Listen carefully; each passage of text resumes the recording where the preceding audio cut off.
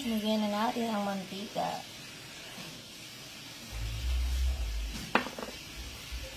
Bawang, 6 na butil. Kasi 6 ako.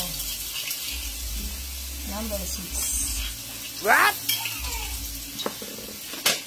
Guys, ano mo muna Tanaya? Ang aking baby, umiiyak na.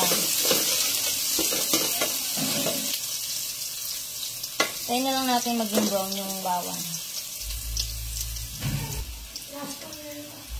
Lagyan na natin ng sibuyas, isa't kalahati, isang malaki, saka isang maliit.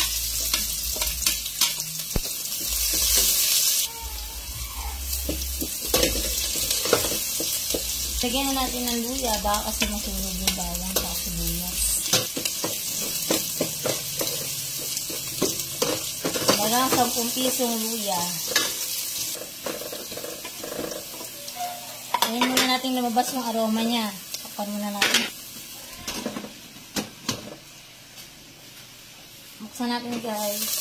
Natin hayaan masunog yung bawang. Maglalasa yun sa luto natin. Lagyan natin ng manok.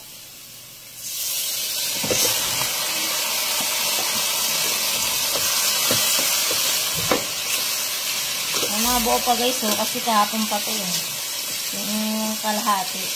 Kaya po siya. Nagdagdag lang ito ng manok. Para hanggang gabi na naming ulam to guys. Ayan, buo pa Ayan, maghiwalay din yan.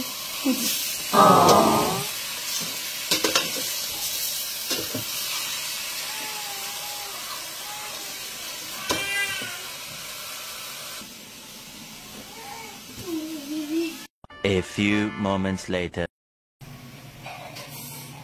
Buksan na natin. Ayan guys, so lumabas na yung mga katas ng manok niya. Yung katas ng manok. Buksan muna natin konti.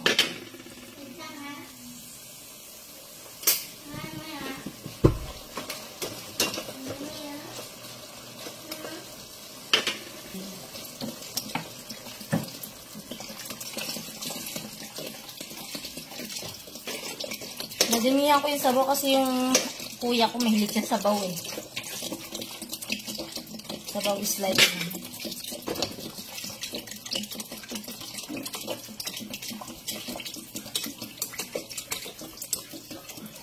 tinola to hindi sinigang.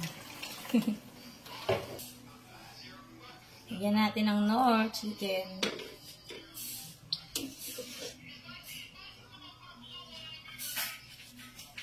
Isang kutsarang asin.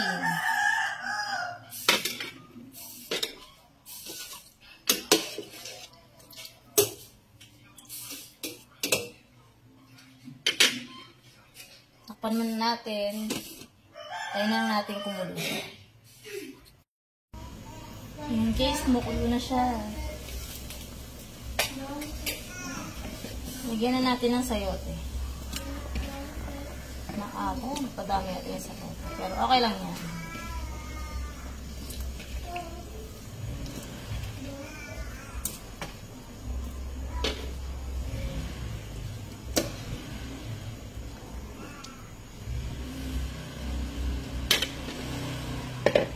Hintayin ulit natin lumambot ang sayote.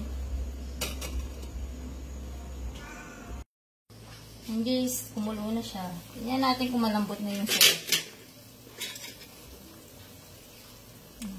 Okay na, malambot na.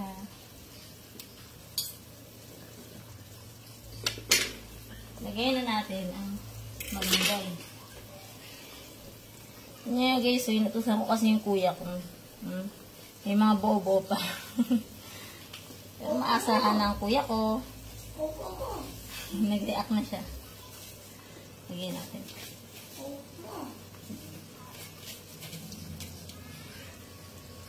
Mas marami, mas masustansya.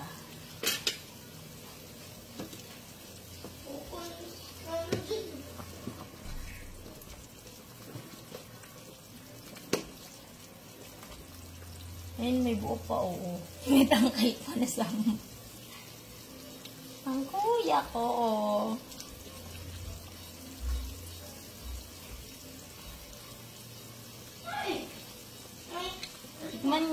Tikman ko muna guys ha, kung okay na yung lasa niya. Okay na. Kuluin pa natin ng konti, tapos okay na. Ready to eat na. Ayan, pinungkulo na siya. Patayin natin konti. Patayin na natin ang apoy kasi pag na overcook yung malunggay, baka pumait. Okay, bye-bye. Thank you sa panonood.